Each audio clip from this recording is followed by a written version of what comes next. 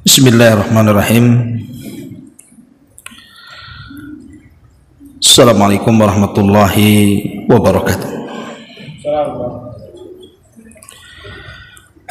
Alhamdulillah wassalatu wassalamu ala Rasulillah wa ala alihi wa sahbihi wa mawalah wa la hawla wa la quwata illa billahi wa ba'du. Alhamdulillah, segala puja dan puji hanya milik Allah subhanahu wa ta'ala. Salawat dan juga salam kita hadiahkan kepada Rasul kita Nabi besar Muhammad sallallahu alaihi wa ala alihi wasallam.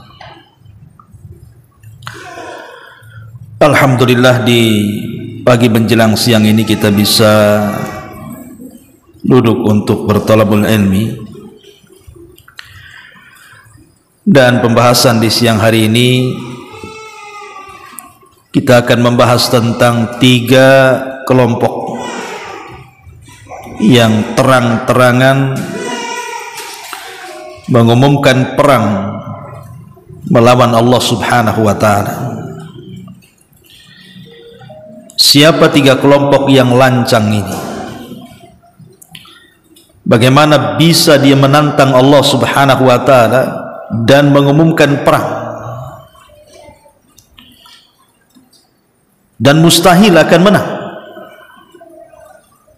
Siapa yang akan menang melawan Allah subhanahu wa ta'ala, sementara kita semua adalah makhluk-makhluknya dan Allah itu penciptanya? Allah bisa saja menghancurkan sesukanya dan membinasakan sesukanya. Tapi rupanya ada di antara manusia itu yang lancang dan berani menantang terang-terangan perang melawan Allah subhanahu wa ta'ala. Inilah yang kita akan bahas di pagi hari ini, tentang 3 manusia yang dengan kelancangan mereka berani terang-terangan mengumumkan perang melawan Allah subhanahu wa ta'ala. Siapa mereka? Yang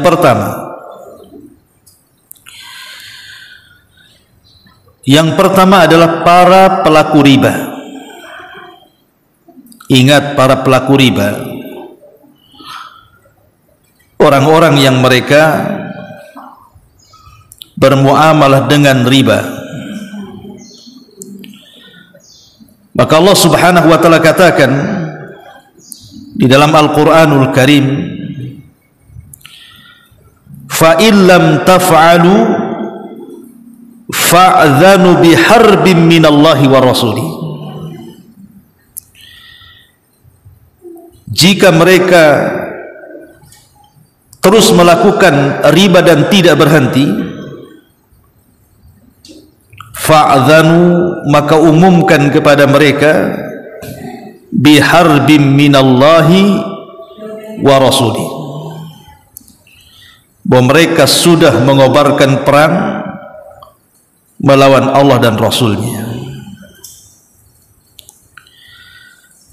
Ma'asyiral muslimat yang dimuliakan Allah subhanahu wa ta'ala,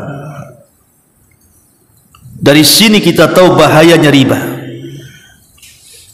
Bahayanya riba itu sama dengan mengumumkan perang melawan Allah subhanahu wa ta'ala.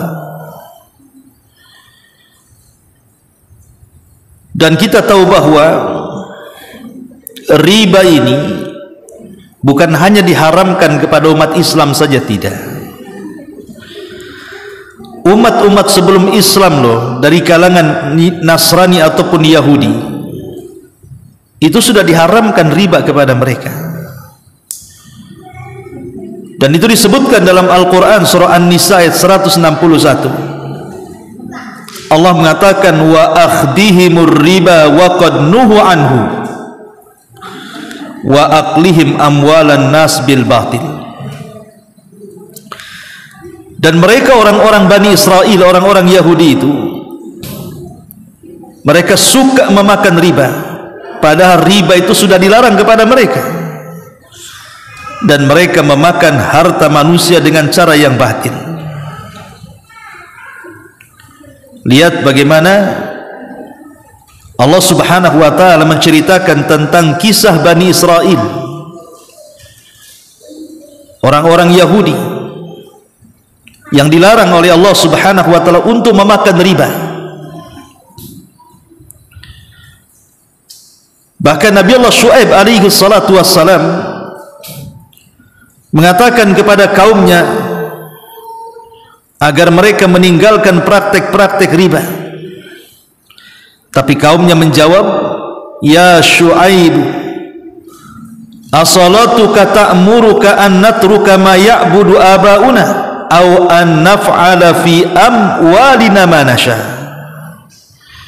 Wahai Syuaib, apakah agamamu yang memerintahkan kamu agar kami meninggalkan apa yang kami sembah dari bapak-bapak kami, atau agama melarang agar kami melakukan terhadap harta-harta kami sesuai dengan yang kami kehendaki? Artinya bahwa praktek riba ini sudah ada sejak zaman dulu dan dilarang sejak zaman Bani Israel, sejak zaman Nabi Allah Syuaib alaihi salam, dan semua dilarang, baik dalam Taurat, baik dalam Injil ataupun di dalam Al-Quran. Kenapa demikian? Karena bahayanya luar biasa. Kata Nabi SAW ketika menjelaskan tentang bahaya riba, bahwa dosa orang yang melakukan riba itu dia lebih jahat dibandingkan 36 kali berzina. Bahwa para pemakan riba itu lebih jahat dibandingkan 36 kali orang berzina. Bahkan serendah-rendahnya dosa riba itu sama dengan anak menzinahi orang tuanya, naudzubillah. Bahkan para pemakan riba ataupun yang memberi makan riba, ataupun yang mencatat riba, ataupun yang menyaksikan riba, itu hukumnya sama. Mereka semua dilaknat Allah Subhanahu wa taala. La'anallahu riba wa la'anallahu riba wa akilahu wa mukilahu wa katibahu wa syahidahu hum ya'lamun wa qala hum sawa. Allah melaknat riba. Allah melaknat orang yang makan riba. Allah melaknat orang yang memberi makan riba. Allah melaknat orang yang menulis riba. Allah melaknat orang yang menyaksikan riba. Dan jika mereka tahu itu riba, maka semua dosanya sama. Lihat bagaimana tidak dibedakan antara pemakan dan pencatat, semua sama. Karena praktek riba ini hakikatnya mengundang azab Allah Subhanahu wa taala, mau tidak mau, sadar ataupun tidak sadar. Praktek riba ini sama dengan menghalalkan azab Allah turun. Kata Nabi sallallahu alaihi wasallam, "Ma dhahara fil qaumir riba waz zina illa ahallu bi anfusihim iqaballah." Tidaklah tampak pada sebuah kaum praktek riba dan zina itu sama dengan menghalalkan azab Allah tertimpa kepada mereka. Makanya perkara yang pertama kali dilarang Rasul saat Nabi SAW berkhutbah di Hajjatil Wada, apa kata Nabi SAW? Sesungguhnya pertama yang aku hapuskan adalah riba pamanku Abbas ibn Abdul Muttalib. Maka sejak itu Islam mengharamkan riba, karena riba ini bukan hanya merusak ekonomi, tapi juga menghilangkan barakah harta. Allah Subhanahu wa taala mengatakan, "Yamhaqullahu riba wa yurbi sadaqat." Allah menghilangkan berkah dari harta karena riba, dan Allah Subhanahu wa taala mengembangkan harta sedekah. Karena orang yang melakukan praktek riba ini, Bu, orang ini sebenarnya kerasukan setan.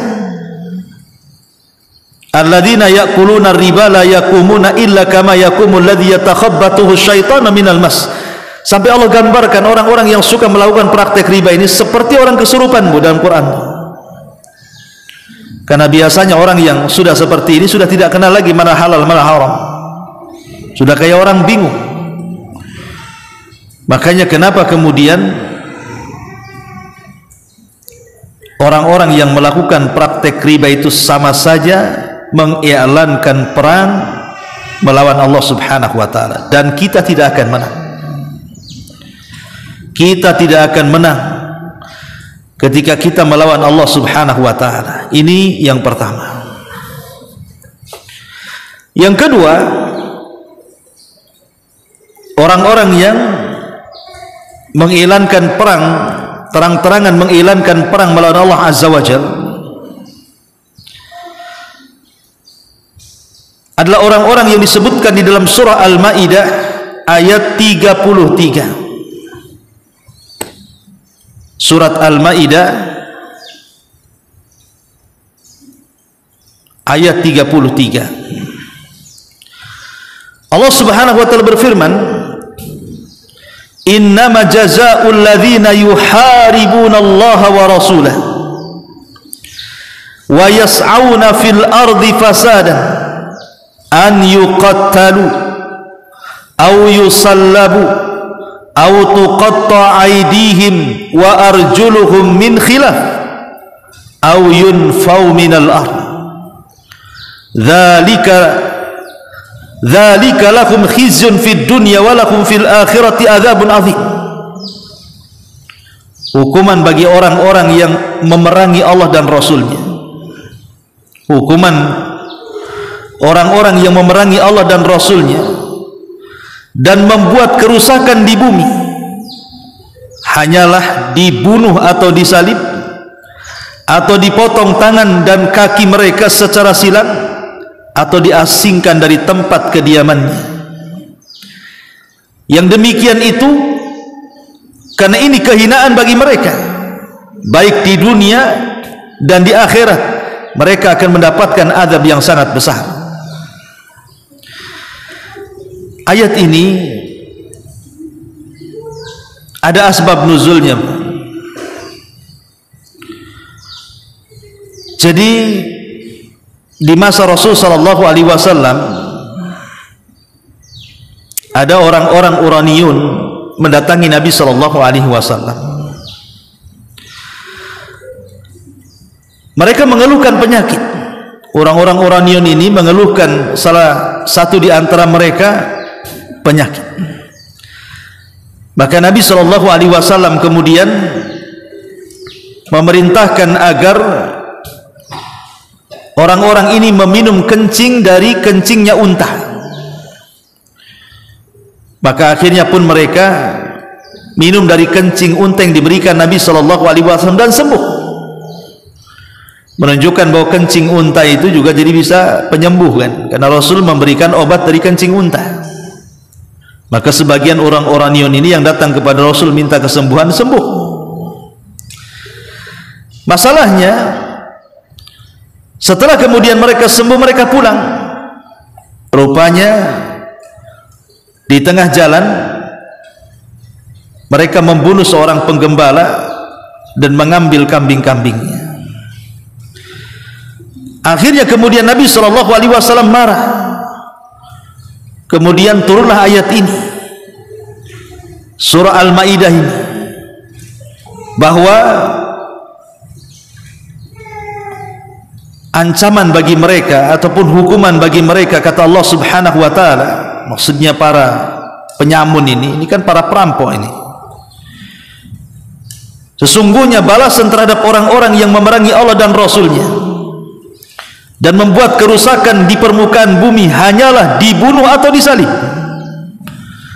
atau dipotong tangan kaki mereka dengan bertimbal balik secara silang atau dibuang dari negara tempat kediamannya. Yang demikian itu sebagai satu penghinaan untuk mereka di dunia, dan di akhirat mereka mendapatkan azab yang benar. Kata para ulama, yang pertama, jika seseorang itu merampas harta orang lain kemudian membunuhnya, maka hukumannya dia dibunuh dan disalib. Jadi kalau orang ini sampai kemudian membunuh, bukan hanya membunuh, diambil pula hartanya, maka hukumannya dibunuh juga kemudian disalib. Yang kedua, jika seseorang tidak sempat merampas hartanya akan tetapi dia membunuh, maka cukup dihukum mati dan tidak disalib. Kemudian yang ketiga, jika seseorang itu merampas harta orang lain tapi tidak membunuh, maka hukumannya dipotong tangan dan kakinya secara silang. Dan yang keempat, jika seseorang tidak merampas harta orang lain dan tidak juga membunuhnya, semisal ia hanya sekedar menakut-nakuti saja, atau mungkin hendak melancarkan aksi jahat terlebih dahulu tetapi kemudian dia tidak sempat membunuh dan tidak sempat mengambil hartanya, maka orang ini harus diasingkan hukumannya. Jadi di sini ada 4 poin bagi para perampok, para pencuri. Maka Allah Subhanahu wa taala memberikan hukuman kepada mereka karena mereka adalah orang-orang yang terang-terangan mengiklankan perang melawan Allah. Jadi kelompok kedua ini adalah kelompok para perompak, para perampok, para pencuri. Maka mereka mendapatkan 4 hukuman sesuai dengan berat dan tidaknya perbuatan jinayah yang ia lakukan. Saya ulangi, yang pertama, kalau perampok ini sampai membunuh kemudian merampas hartanya, berarti hukumannya dibunuh dan disalib. 1. Yang kedua, jika dia tidak sempat merampas hartanya tapi dia membunuh, maka dia dibunuh hukumannya. Kemudian yang ketiga, jika dia merampas hartanya dan tidak membunuh, maka kaki dan tangannya dipotong secara silang. Dan yang ketiga, kalau dia tidak membunuh dan tidak sempat merampas hartanya tapi sudah menakut-nakuti, maka dia harus dibuang, harus diasingkan. Sebagaimana Allah Subhanahu wa taala mengatakan, sesungguhnya balasan terhadap orang-orang yang memerangi Allah dan Rasulnya dan membuat kerusakan di bumi, mereka harus dibunuh atau disalib, atau dipotong tangan dan kaki mereka dengan bertimbal balik, atau dibuang dari negeri tempat kediamannya. Yang demikian itu sebagai satu penghinaan untuk mereka di dunia, dan di akhirat mereka mendapatkan azab yang pedih, azab yang besar. Ini kelompok yang kedua, kelompok yang terang-terangan mengumumkan perang melawan Allah Subhanahu wa taala. Mereka adalah para pembuat kerusakan yang ada di permukaan bumi, para perampok, para pencuri, para perompak, para penyamun yang tidak segan-segan untuk membunuh dan mengambil hartanya. Ma'asyiral muslimin, muslimat yang dimuliakan Allah Subhanahu wa taala. Kemudian yang ketiga, orang-orang yang memusuhi wali-wali Allah, orang-orang yang memusuhi wali-wali Allah. Rasul sallallahu alaihi wasallam bersabda dalam sebuah hadis dari Abu Hurairah radhiyallahu an, Nabi sallallahu alaihi wasallam bersabda, Allah berfirman, hadis ini hadis qudsi, man adali waliyan faqad adzantuhu bil harbi wa ma taqarraba ilayya 'abdi bi syai'in ahabba ilayya mimma aftaradtu alayhi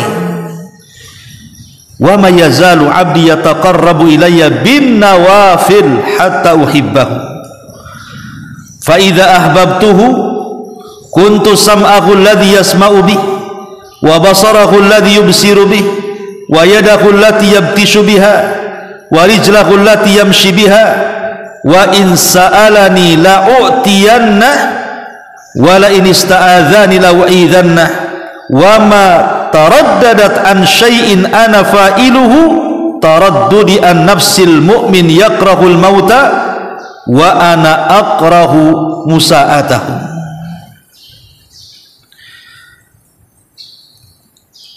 Allah subhanahu wa ta'ala berfirman dalam hadis qudsi, Allah subhanahu wa ta'ala berfirman dalam hadis qudsi, sungguh Allah berfirman, barang siapa yang memusuhi wali-waliku, maka sungguh aku telah mengumumkan perang kepadanya. Tidaklah hambaku mendekatkan diri kepadaku dengan satu amalan saleh yang lebih aku cintai daripada amalan-amalan yang aku wajibkan kepadanya dalam Islam. Dan senantiasa hambaku mendekatkan diri kepadaku dengan amal-amal tambahan yang dianjurkan dalam Islam, maksudnya amalan sunnah, sehingga aku pun makin mencintainya. Lalu jika aku telah mencintai hambaku ini, maka aku akan selalu membimbingnya dalam pendengarannya, membimbingnya dalam penglihatannya, menuntunnya dalam perbuatan tangannya, meluruskannya dalam perbuatan kakinya. Jika dia memohon kepadaku, maka aku akan penuhi permohonannya, dan jika dia meminta perlindungan kepadaku, maka aku akan berikan perlindungan kepadanya. Tidakkah aku ragu melakukan sesuatu yang mesti aku lakukan, seperti keraguan untuk mencabut nyawa seorang yang beriman kepadaku? Dia tidak menyukai kematian dan aku tidak ingin menyakitinya. Hadis ini dikeluarkan Imam Bukhari. Jadi yang ketiga, orang-orang yang jelas-jelas mengumumkan perang melawan Allah adalah orang-orang yang memusuhi wali-wali Allah. Siapa wali-wali Allah itu? Apakah wali-wali Allah itu yang bisa terbang? Apakah wali-wali Allah itu yang bisa berjalan di air? Ataukah wali-wali Allah itu yang kebal bacok, kebal bakar, kebal semuanya? Imam Syafi'i rahimahullahu ta'ala mengatakan, idza ra'aita ar-rajula yamshi 'alal ma' aw yatiru fil hawa, apabila engkau melihat seseorang, kata Imam Syafi'i, kok bisa berjalan di air, bisa terbang di langit pula dia, maka lihatlah amalannya, cocokkan dengan Quran dan Sunnah, kata Imam Syafi'i. Kalau cocok amalan perbuatannya dengan Al-Quran dan Sunnah, maka dia wali-wali Allah. Tapi kalau tidak cocok amalannya dengan Al-Quran dan Sunnah, kok dia bisa terbang, bisa berjalan di air, kok kebal ini kebal itu, fa'lam, kata Imam Syafi'i, fa'innahu min awliya'i syaitan, ketahuilah bahwa dia adalah wali-wali setan. Lalu siapa wali-wali Allah? Wali-wali Allah adalah orang yang disebutkan dalam surah Yunus ayat 62 sampai 64. Ala inna awliya Allah la khawfun alaihim wa lahum yahzanun alladzina amanu wa kanu yattaqun. Sesungguhnya wali-wali Allah itu adalah orang-orang yang tidak ada kekhawatiran dalam hidup mereka, tidak pula ada kesedihan dalam hidup mereka. Merekalah orang-orang yang beriman dan merekalah orang-orang yang bertakwa. Maka siapapun yang beriman dan bertakwa, dialah wali Allah. Siapapun yang jelas dia beriman kepada Allah Subhanahu wa ta'ala, menjalankan seluruh perintah, menjauhi semua larangan, maka dia wali Allah. Cuman namanya wali Allah itu kan ada maratibnya, ada tingkatan-tingkatannya. Ada wali Allah itu tingkatan yang tertinggi yang disebut dengan as-sabiqun atau al-muqarrabun. Jadi tingkatan wali-wali Allah itu yang paling tinggi adalah derajat yang sampai kepada as-sabiquna bil khairat, orang-orang yang berlomba-lomba dalam kebaikan. Siapa mereka? Mereka orang yang tidak meninggalkan yang wajib, kemudian juga diikuti dengan yang sunnah, dan juga berusaha meninggalkan yang haram, kemudian dia meninggalkan yang syubhat. Jadi semua dilakukannya dan semua ditinggalkannya. Yang wajib dan yang sunnah dilakukannya, yang haram dan yang makruh dan yang syubhat semua ditinggalkannya. Itu paling tingginya wali Allah tuh. Jadi kalau orang sudah bisa melaksanakan kewajiban-kewajiban Allah plus juga yang sunnah-sunnahnya, dan bisa meninggalkan yang haram-haramnya plus juga yang makruh-makruhnya dan syubhat-syubhatnya, itulah tingkatan wali Allah paling tinggi itu.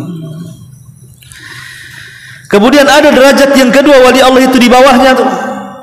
Dia hanya melaksanakan yang wajib dan meninggalkan yang haram, tetapi mungkin dia masih kurang mengerjakan yang sunnah atau masih terjerumus kepada yang makruh. Maka itu tingkatan di bawahnya yang disebut dengan al-muqtasid namanya. Tapi ada juga di bawahnya mereka masih juga melakukan dosa, mereka melaksanakan yang wajib tapi masih terjerumus kepada yang haram, tetap wali Allah juga, tapi di bawahnya lagi. Karena intinya selama masih ada Islam dan selama masih ada iman, selama masih ada iman dan juga selama masih ada takwa, maka dia adalah wali Allah sesuai dengan tingkatan-tingkatannya. Karena wali Allah adalah orang-orang yang istiqamah, yang Allah Subhanahu wa taala katakan, innal ladzina qalu rabbuna Allah tsumma istaqamu tatanazzalu alaihimul malaikatu alla takhafu wa la tahzanu wa abshiru bil jannati allati kuntum tu'adun. Siapa wali-wali Allah? Mereka orang-orang yang mengatakan Rabb kami Allah, orang-orang yang beriman, kemudian mereka istiqamah dengan keimanannya. Maka saat meninggalnya datang malaikat mengatakan, jangan takut, jangan sedih, engkau sudah dijanjikan sorga. Itulah wali Allah. Jadi wali Allah itu adalah orang-orang yang mengejar istiqamah, bukan mengejar karomah. Orang yang mengejar istiqomah pasti dapat karomah, tapi orang yang mengejar karomah belum tentu dapat istiqomah. Orang kalau istiqomah menjalankan perintah, menjauhi larangan, menikmati yang dihalalkan, menjauhi yang diharamkan, istiqomah di situ, insya Allah datang karomah. Tapi kalau orang cari karomah, cari keanehan-keanehan, nggak akan istiqomah orang kayak gitu tuh. Karena bagi orang yang istiqomah, karomah itulah masuk surga. Walaupun dia tidak ada keanehan, gak apa-apa, yang penting masuk surga. Itu karomah yang paling besar bagi orang-orang yang istiqomah. Makanya kenapa kemudian wali-wali Allah itu bukan identik dengan kebal bacok, kebal bakar, bisa terbang, bisa ini, bisa itu. Tidak. Wali-wali Allah itu adalah orang-orang yang menjalankan perintah, menjauhi larangan, menikmati yang dihalalkan dan menjauhi yang diharamkan. Itulah wali Allah.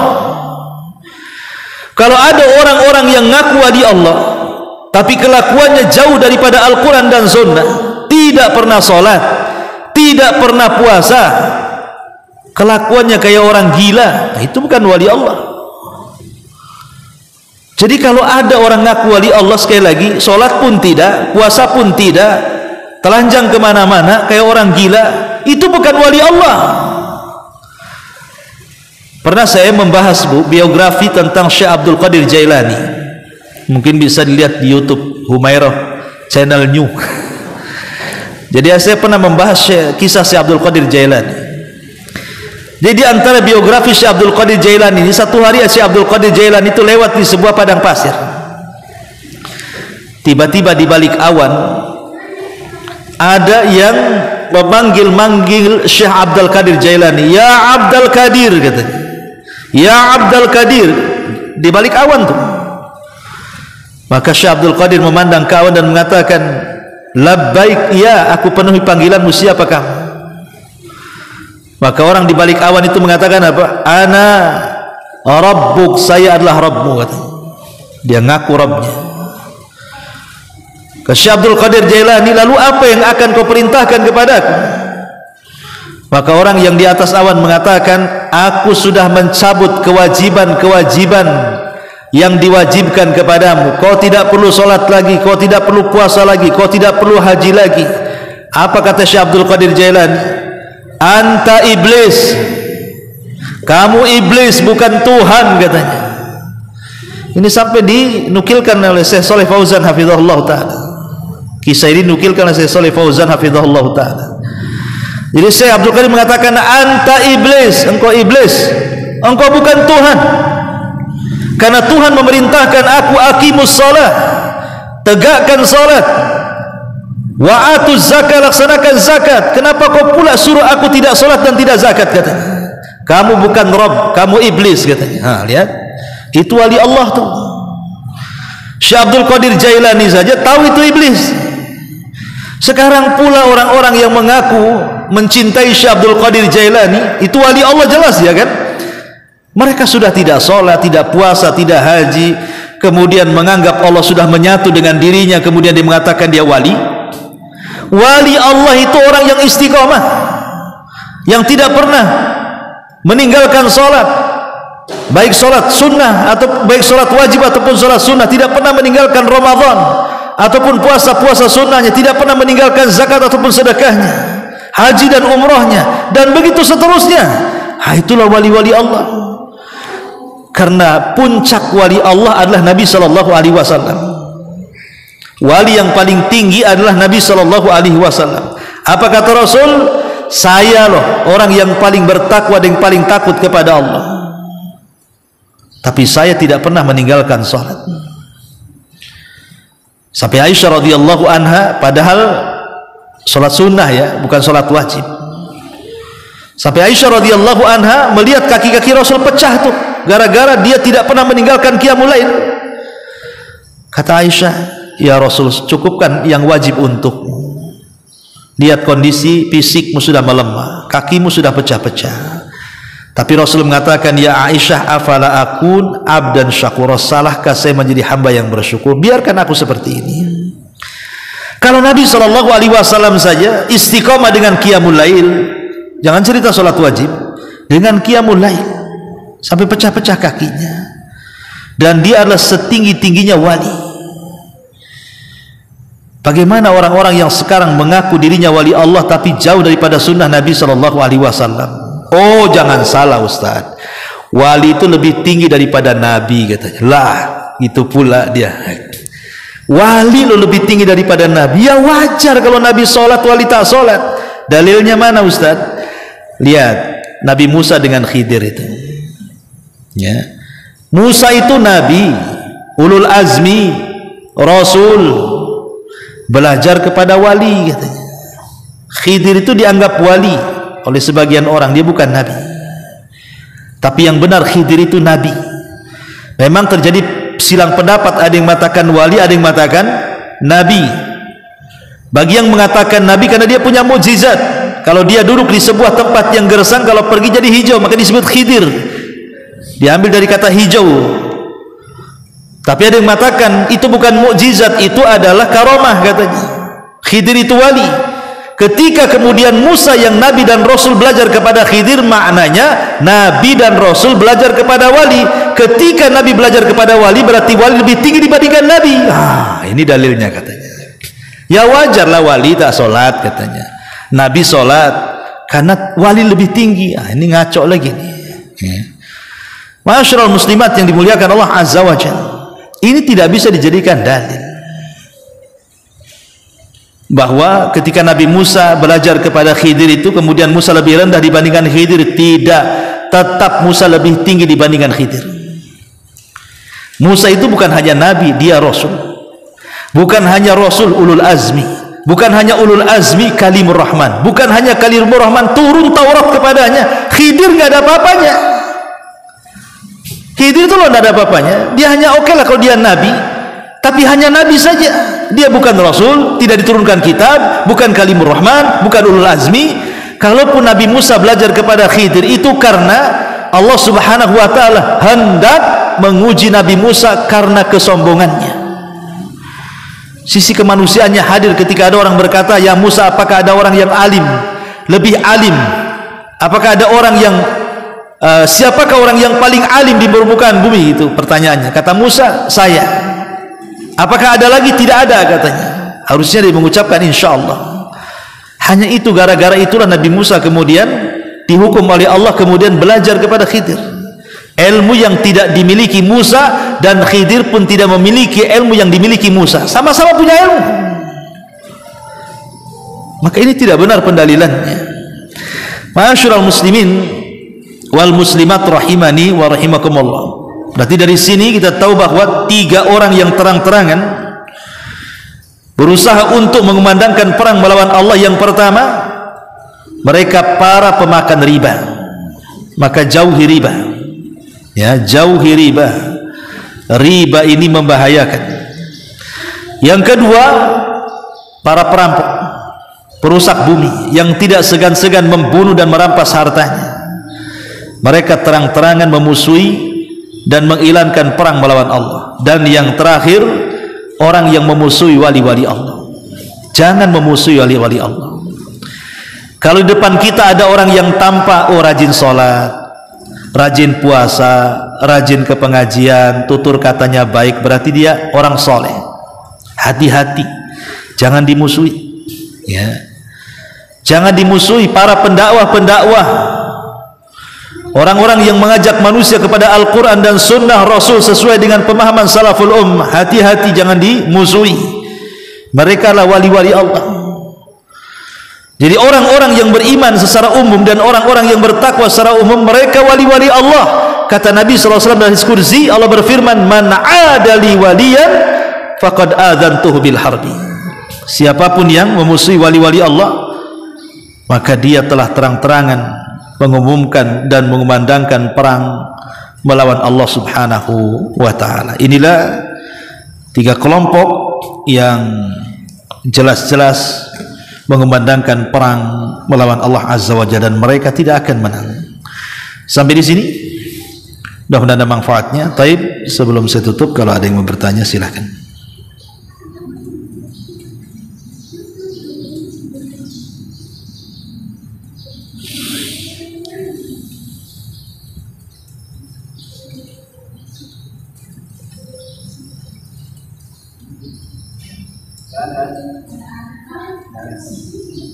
Ya, alhamdulillah.